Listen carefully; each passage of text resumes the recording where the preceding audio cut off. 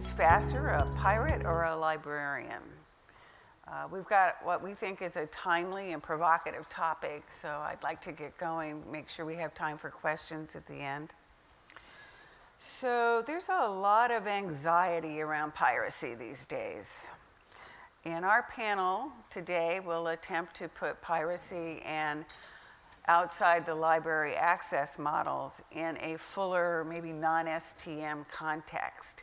And we're going to explore whether or not there might be an opportunity here rather than a threat. Because piracy, from one angle, might be seen as a demand for change, a knock on the door. And we know that our risk-averse community is a little uneasy with change. But on the other hand, perhaps pirates are just very enthusiastic users, as Peter Katz at Elsevier has called them. And so maybe there's an opportunity here if we can figure out how to engage them. So these are the questions we will discuss today. We have three panelists. The first is Gabriel Gardner, a librarian at Cal State Long Beach. And Gabriel will be discussing the who, the why, and the wheres, as well as discussing threats and opportunities. My colleague Scott Alberg is the second speaker. Scott's COO at Reprint's Desk, and he's going to provide that fuller context. And last is Georgios Papadopoulos, who is founder and CEO at Adipon, whom many of you know for sure. And Georgios is going to discuss a possible solution to the problems introduced by piracy. So with no further ado, Gabriel, please.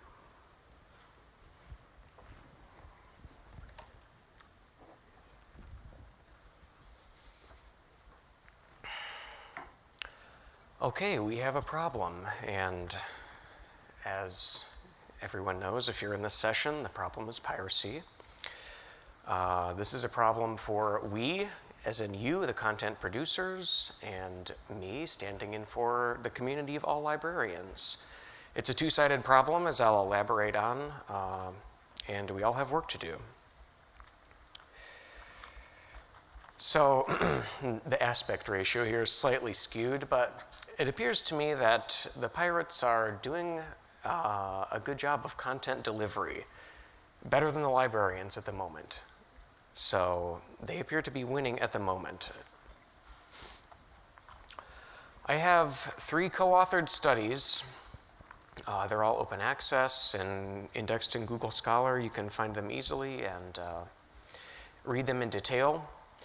And that's what the remainder of my time is going to be based on. I have a study out from 2015 that looked at IconHas PDF, which, if you guys aren't familiar with this, is a decentralized sharing method that people use Twitter in order to obtain paywalled articles. So we did a content analysis of tweets that we captured over a series of 4 months in 2014. And we looked at the subject categories of those using Web of Science categorization. This is a relatively marginal phenomenon. We only noticed about 824 requests over 4 months, but it's increasing steadily, as I'll show in a couple slides. Most of the users are Anglophone, United States, UK, Canada, Australia. And interestingly, there's a big publication date tail here. So our initial hypothesis was people only used this to find embargoed articles that they wouldn't be able to obtain through their normal library subscriptions. But that was only about a third of what we saw. So this is for long tail, harder to reach content in addition to getting around embargoes. This year I have a study out, another co-authored study that looks at Reddit's Our Scholar Board, which is another place where people meet and trade requests and share articles. And this was a survey of our Scholar users and IconHas PDF users and Facebook users. People also trade articles on Facebook. They're, you know, if you can contact other people, people are using that mechanism to share articles. We did a survey of these users, open-ended questions, coded it. I'll get into some of the responses in a little bit. And then just a couple months ago, I had a co-authored study that was presented at the Association of College and Research Libraries where we looked at Sci Hub, and in particular its effect on libraries' interlibrary loan. And we used the data set that was released by John Bohannon as part of his Science article. All right, so how do people do this? It takes place in centralized repositories that you all have probably heard of, like Sci Hub and Library Genesis, which is the backbone, the main library that Sci Hub runs on top of. And there are others that are less well known, like BookFi, AvaxHome. There are a lot of places that people are storing pirated content. In the literature, this is known as shadow libraries. But there are also these decentralized peer-to-peer networks that happen on social media, and of course, people have been doing this over email since email was invented. And this is just a practice that is now digitized and scaled up of what people used to do in print when they would photocopy articles for each other. But since it's digitized, people are able to get bigger economies of scale. You can't just share with the people in your department.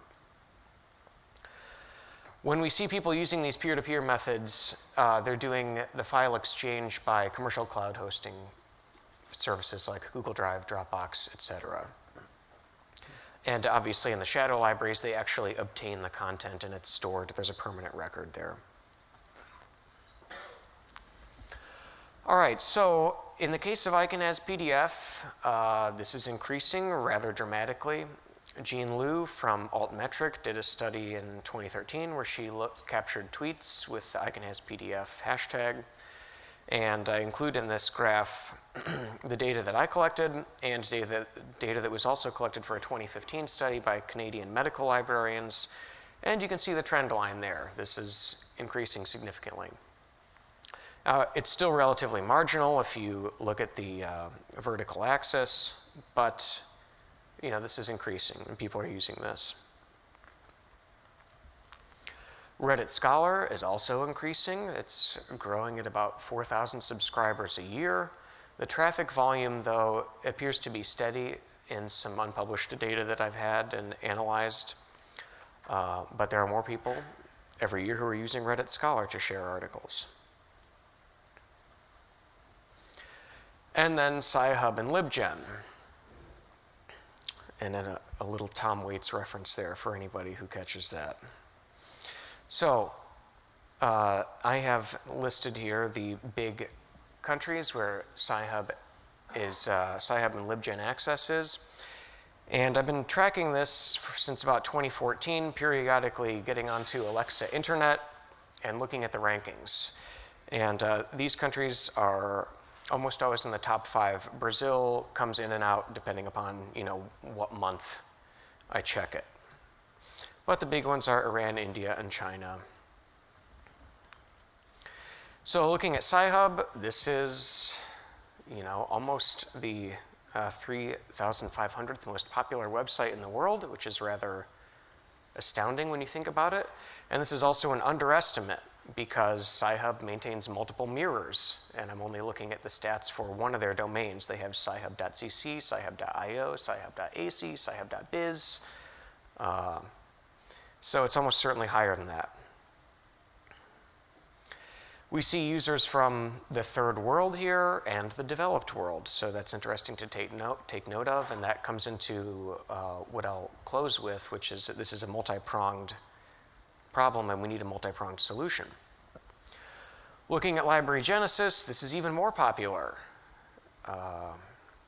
Again, we see similar use patterns, third world users and first world users. And again, this is an underestimate, so this is very popular stuff. Okay, so why are people pirating the content? Why are they sharing? Why are they doing this? In the 2017 article, based on the survey that I have, we had an open-ended question, which was, why do you use blank? And we had a branched survey, so if people said they used ICANN has PDF, we said, why do you use ICANN has PDF? If they said Reddit Scholar, we asked them about that, to obtain materials. And this was a free text response, so we got a lot of interesting data, and we coded it into 6 categories. And these are not mutually exclusive. These are the predominant themes that we saw. in the categories. So we see the main reason is people lack access, or they perceive that they lack access to the articles that they want. Second is these things are way faster than getting it through a library, all right? Or in the case of user experience, way easier. Farther along down, we see that there are a subset of people in these communities that are very ideologically motivated. And they're out there to stick it to you, so to speak.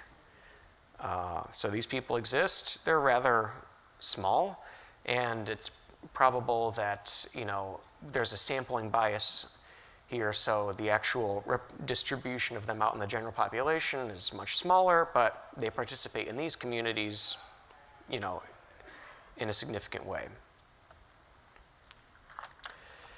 This is a pretty interesting graph that I put together using data from the survey that ran in Science when the Bohannon article ran there, and I contacted John Travis for the data and ran crosstabs on it. And we see that the access patterns among people who admit to using hold, whether they're frequent users or infrequent users. The main reason is they perceive that they lack access. But, you know, about a third of people do it for other reasons, right? They're ideologically motivated, or it's easier than using the library, the objective profits or the convenience categories.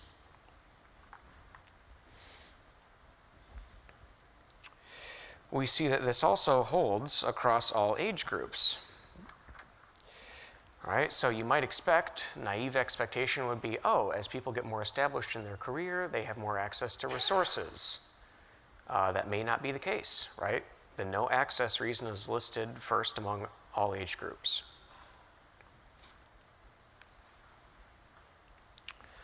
All right, as a librarian, I wanted to know, why aren't people using ILL?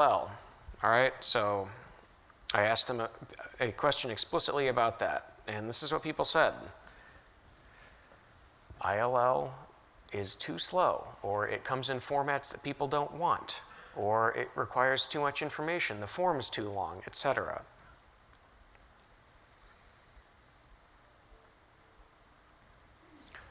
All right, now what do they think about you? Most people are ambivalent, to be honest, but there are some people in these communities who are what I would consider to be actively hostile. That would be about a third of the responses that we got. And again, there may be a selection bias there, but those are about a third of the things that we saw.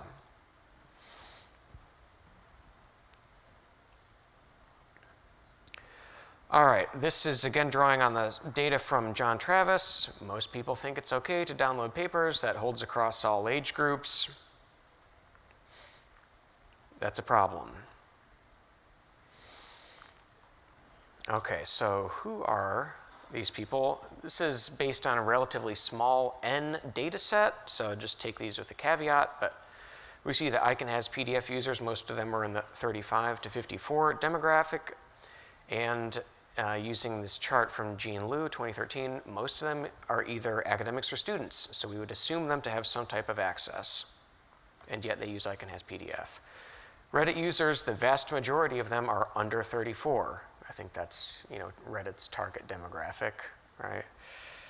And most are affiliated with some university in a way, so that they could be presumed to have access. Okay, so how do we solve this? My esteemed co-panelists will go more into detail about this, but I have a couple suggestions. We need to continue open access advocacy. If content is available open access, people don't need to steal it.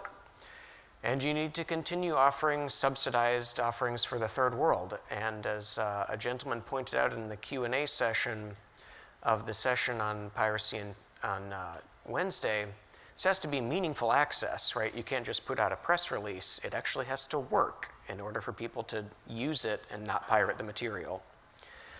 We need to do a lot of usability improvements. You need to do that as publishers, but in particular, the libraries really need to do this. Our systems are too hard to use. The discovery systems require too many clicks. Interlibrary loan forms require too much information. There are also some things that we should not do, anything that would increase friction. between the user and the content, right? So DRM, maybe, but only if it's implemented in a way that's relatively seamless. As somebody who works a reference desk, I've worked a reference desk for 7 years in an academic library. I see people who have to use Adobe Digital Editions. They hate it, okay? So DRM, but only if it's implemented in a user-friendly way. Two-factor authentication, people are talking about using that. I only have anecdotes here, but people are getting a lot of pushback on that. Now, you might be able to just, universities may be able to force that onto their users, but initially that creates friction, and that initially may drive people to pirating. And we also have to think about maybe IP reform or publishing model reform. Why isn't there more price competition? Why can't more articles be rented, so to speak? All right? Anything that you can do to reduce the friction between the user and the content is going to reduce the piracy. Let's see, how am I on time here? Okay. So this is probably not going away. I'll leave you with this quote from Alexandra Elbakyan, the figurehead of Sci Hub, but there are multiple people involved. Rest assured, if she's travels to a extradition country and is put in jail, this will still continue. This is a big operation. This stuff is very easy to use, and it's now untraceable. Okay, they offer a version over Tor, the so-called darknet. This is a screenshot of me accessing Sci Hub from my phone over Tor, totally untraceable. I tested it out using an open access article. All right, don't worry. There's open access content in there, and it works just as well as if you were on a desktop. There's a slight delay. You need to innovate to make your services better, easier to use, as do libraries, but the pirates are also innovating. There's a bookmark that people can install in their browser, that they find something in Google Scholar, they click it, and they have it through Sci Hub. So you're in an arms race. All right, thank you. I'll turn it over to my co-panelists. There are the citations. These things will be posted up later if anybody wants to check this out in further detail.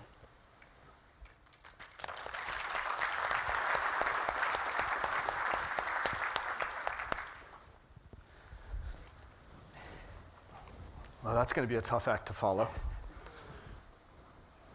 Let's see, where? Oh, you got to use the trackpad. Yeah. And mine is, okay, got it.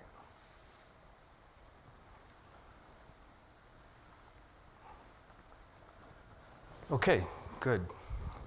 So, as I was saying, that's going to be a bit of a tough act to follow. So I'll try to get a little bit more lighthearted here and start with a haiku. I've worked at a handful of different content companies, and we actually had a haiku contest several years ago at a company that I worked at. And this one particular submission has always stuck with me, and it seems kind of relevant today. I want to make the point that users are not the bad guys. Now, you probably all accept this. I mean, I suppose we could characterize a handful of users as the bad guys, the ones that are sort of proactively stealing the content. But for the most part, users just want the content. They want the content that they need for whatever work they happen to be doing. And if any of you were at the session on Wednesday, I think you probably heard that that users don't necessarily know if the content is open access, green, gold, if it's been pirated. That's not, they're not capable of making that differentiation. I think the point goes even stronger than that about not viewing users as the bad guys. I think we need to pay a lot of attention to what users are doing and view them, we should be following what they do. We should understand their behavior and figure out what it takes to satisfy them. I think that's where we'll find the solutions. I do want to kind of highlight one of the things that, one of the points that Gabriel made. And, sorry, this didn't get properly cited, but Gabriel, I think this comes from your 2016 ALA presentation, these statistics here. So they might be slightly different than the 2017 numbers that you showed. But if you look at this, you'll see that cost is fourth on the list in terms of what's the motivation for using Sci Hub. If you put the top two factors together, that's over 50% of the content usage, over 50% of the respondents saying that it's access or speed is their motivating factor for using Sci Hub.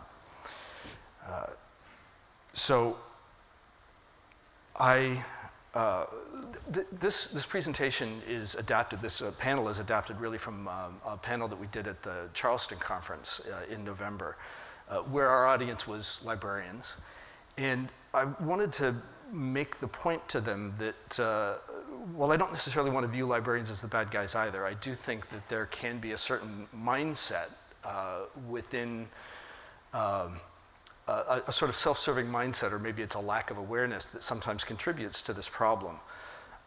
There was a study of interlibrary loan librarians in 2016, where one was quoted as saying that regarding the speed of interlibrary loan, that a turnaround of a day or two is adequate. And I put that quote up here not because I agree with it, because I think that's part of the problem.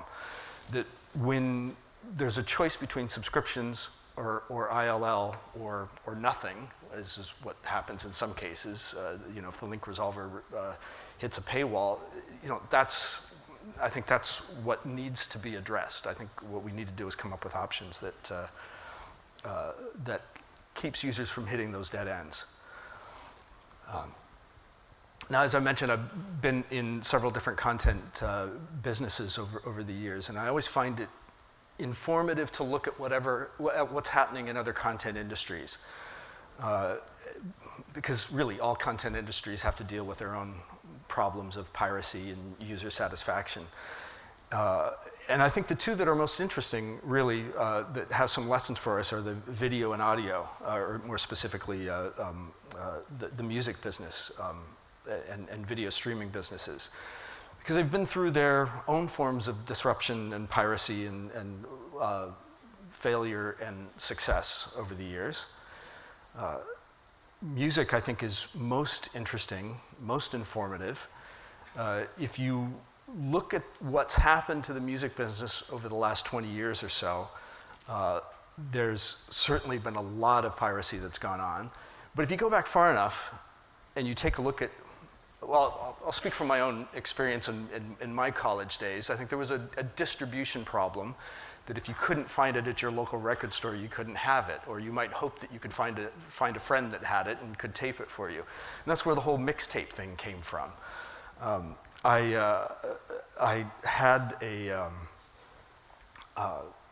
had an occasion to talk to one of the founders of Pandora, who went to the same university I went to at the same time, though we didn't know each other then. But the inspiration behind Pandora really came from the mixtape phenomenon. And so they looked at user behavior and built a business model out of that. Arguably, that's what happened with Napster. I mean, I think we all know the origin of Napster as a form of piracy. But I think there was a tremendous missed opportunity there for the music business in not recognizing that Napster also had an understanding of musical as something that's social. Because they built an electronic platform, there was an enormous amount of usage data that they had, and they're also providing a free service that had a superior user experience. So, again, I think that was a missed opportunity. But the music industry is now showing signs of coming out of this difficult patch. They've achieved their second year of revenue growth after 15 years of revenue decline. And I think they've, although in the early days, streaming services were thought of as not really being the solution, they're starting to show that they, in fact, may be the solution. Evolution in the video industry is maybe a little less straightforward, maybe a little less relevant, but certainly you can, and the technology differences are I think, significant here. The social aspect of video is different. But I think one key observation, and I'll speak from my own experience here, I pay a lot more for access to video now than I ever have before, but my level of user satisfaction is also significantly higher, and technology has enabled that. And I think there's probably a lesson to be learned from that as well.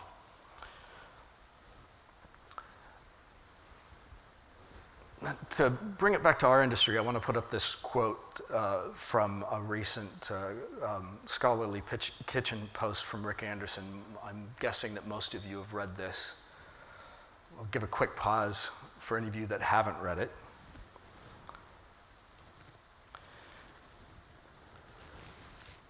If you get to the point where he states the nuisance of requesting articles on an individual basis is great enough to dissuade users from requesting them, I think that's a lot of what's going on.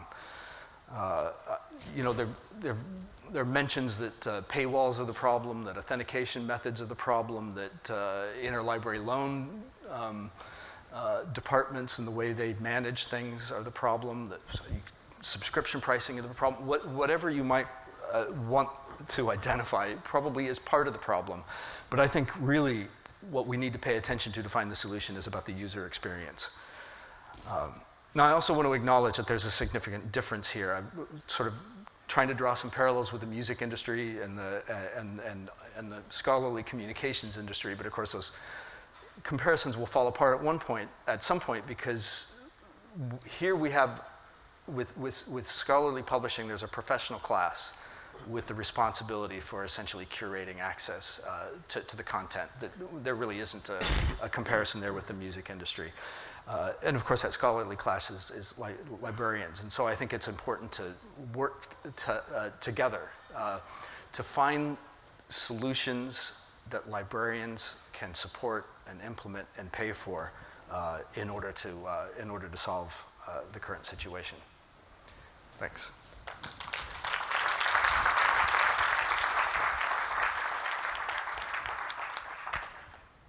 Okay, so I get out of here.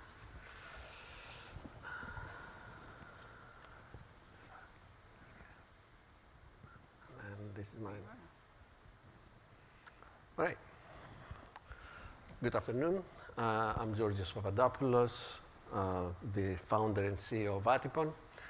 And I guess I have to talk about what is technology doing about this situation. I don't know how many of you know Atipon. We host about 12,000 journals, so about 40% of the world's research is hosted on our platform. So you can say that if there's a lot of piracy going on, then a lot of piracy is definitely going on our platform, and we're very aware of it. And the question is, what are we actually doing? And it's not necessarily just the technology, however, as I wanted to say, it's also what are the publishers collectively doing with the technologists working together. For a long time, publishers have been very reluctant to change technology. Basically, the technology that we have today is pretty much all invented between 95 and 97. So if you look at the basic things that we have in terms of publishing systems, IP authentication was actually a solution to the problem back then. That was the easiest thing we could think about at that time. It still survives. There is, despite all the problems that it has. PDF was, again, an old technology at the time. It was really closest to the print. That's why it was adopted. Don't forget that in 95, what we were doing was actually replicating the print, but over bits and bytes. That still remains in effect. Usernames and passwords, again, it was the easy solution at the time. That's what remained. So the first thing that I want to say is the following. Piracy is leveraging a huge amount of work that is happening in the publishers, as well as the technology infrastructure that is in place. And they basically create a little simple solution that works on top, that leverages the existing infrastructure. So on one hand, you can say that, how do I do this? It's, yeah, slides, so yes. Slide, okay. So, on one sense, in some sense, there is the risk of really disrupting and appending the scholarly communications, because they come in and they give for free something that actually is not free. It costs actually quite a bit of money. My job is not to enforce, my job is not to tell publishers what business models they should use. My job is to make sure that those models are followed. And basically, that's what we do with technology. So what I'm here to tell you is that technology exists really already to address these challenges and these needs of the publishers. So it's up to the publishers in many times to deploy it. So in some sense, also, we've been trying to talk to the publishers about changing some of these proto-web technologies. It is really thanks to the pirates that now change is coming, finally. So, especially Sci Hub, I think, has been crucial in that. So I really want to thank them. So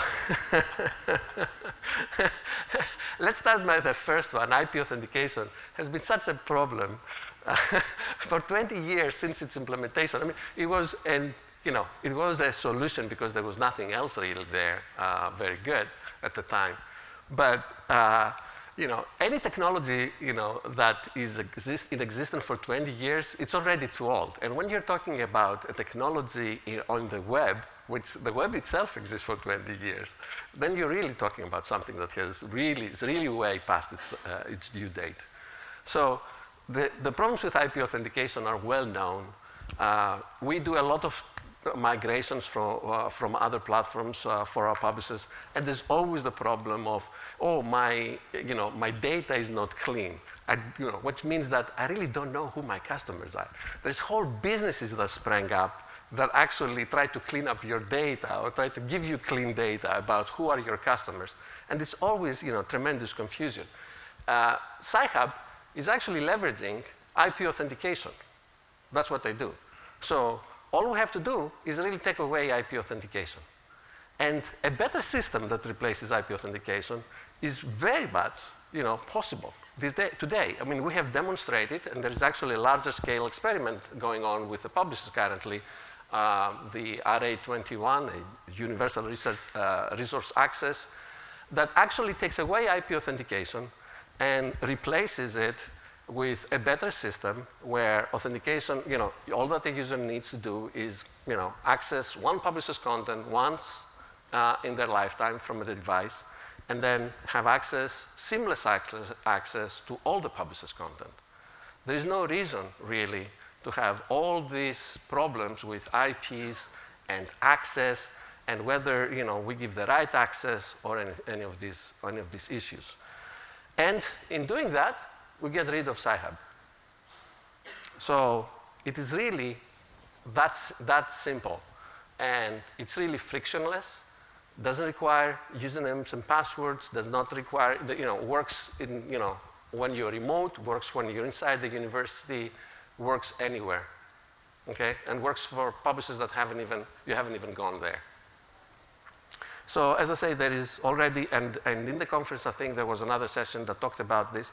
So I'm not gonna elaborate on that, but it's underway, and hopefully publishers will adopt it by next year.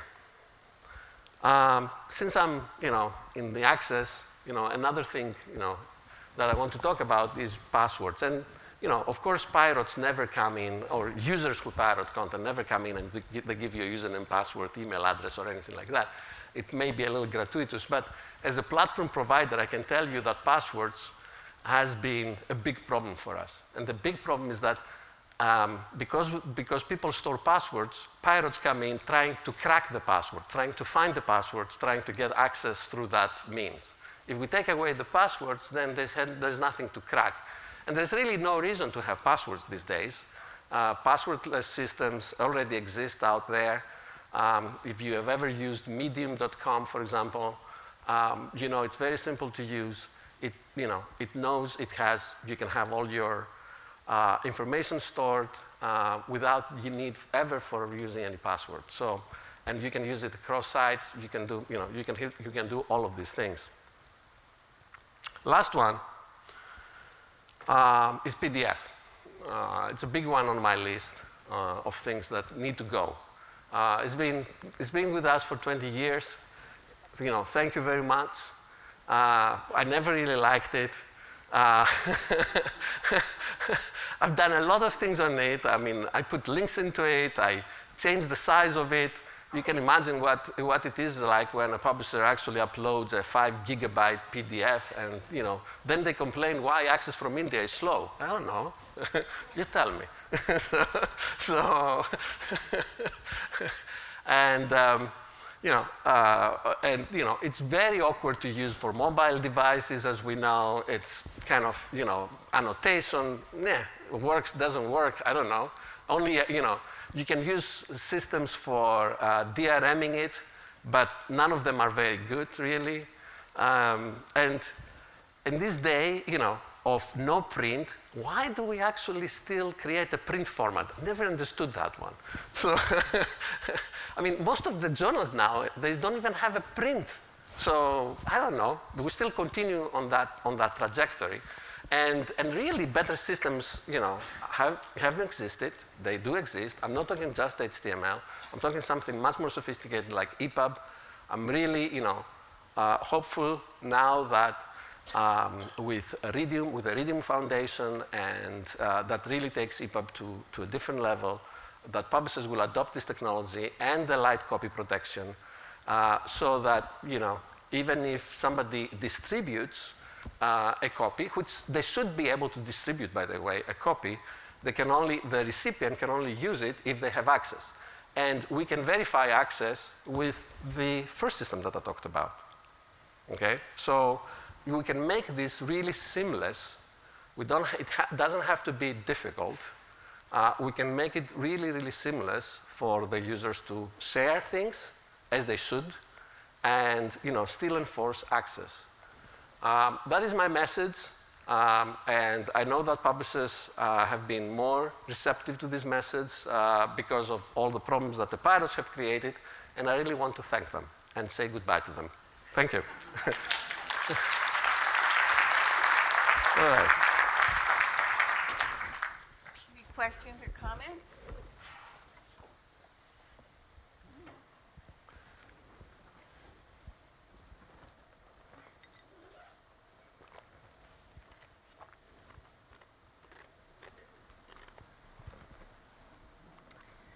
So thank you all for your very interesting presentations. I'm Esther Hoover from Elsevier.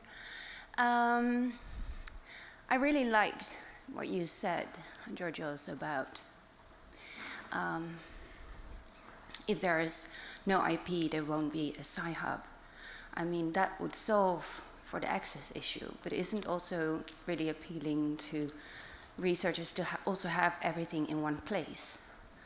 A search starts at Sci Hub and they can get everything they want, whether that's Elsevier, Springer, or ACS content.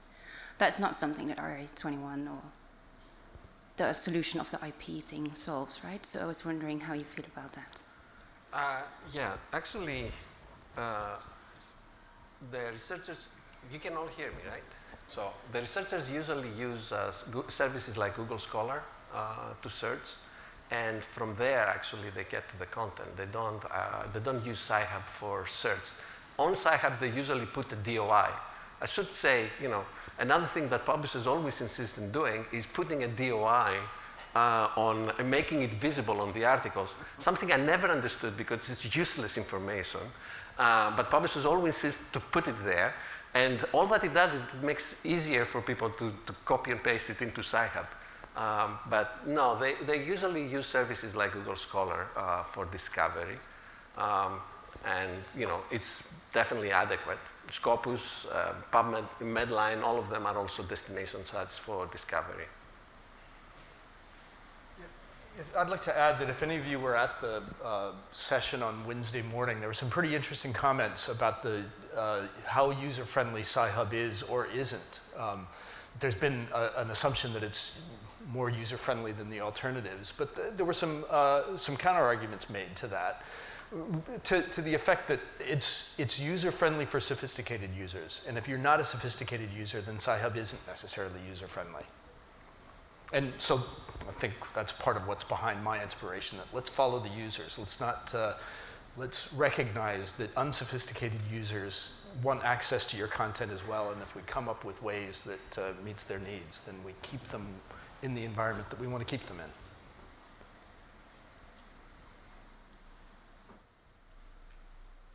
Hi, Danielle Wolfrey from the New England Journal of Medicine.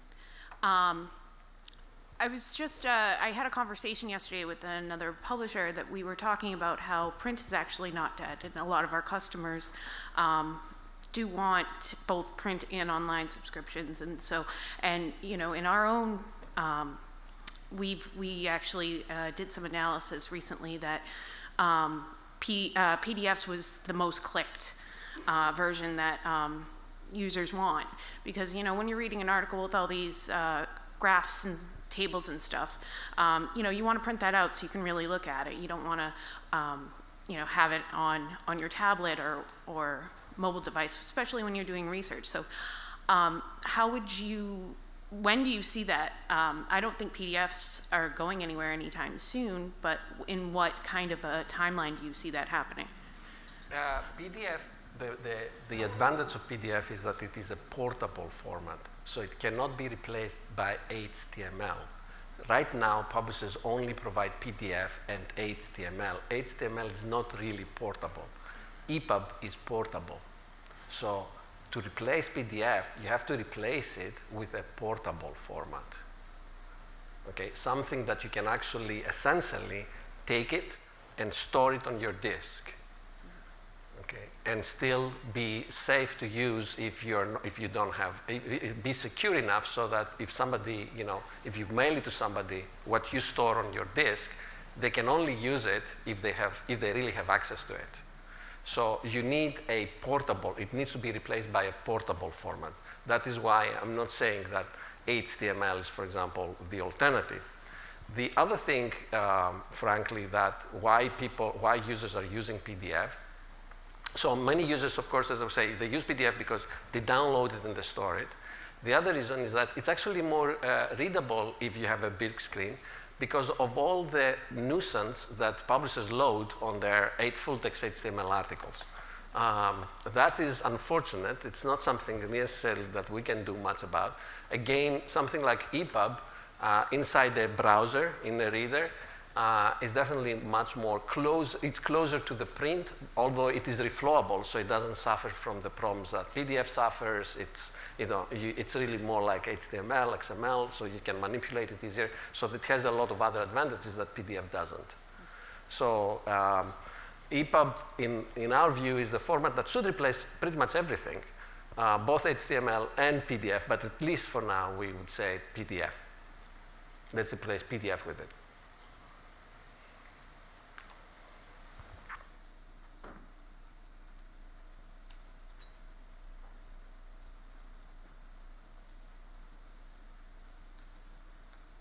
Hi, Tim Lampkins, SPIE. Just on your last comments there, anything that is portable and savable is piratable. And I don't understand where you think that changing the format is actually going to change the problem. Yeah. It is true that if I can save it, then a sophisticated pirate can actually crack it. However, we're talking here about the casual user. PDF doesn't require any sophistication at all. You just take it and ship it, send it to someone, and he already has it. Something overcoming DRM requires some sophistication.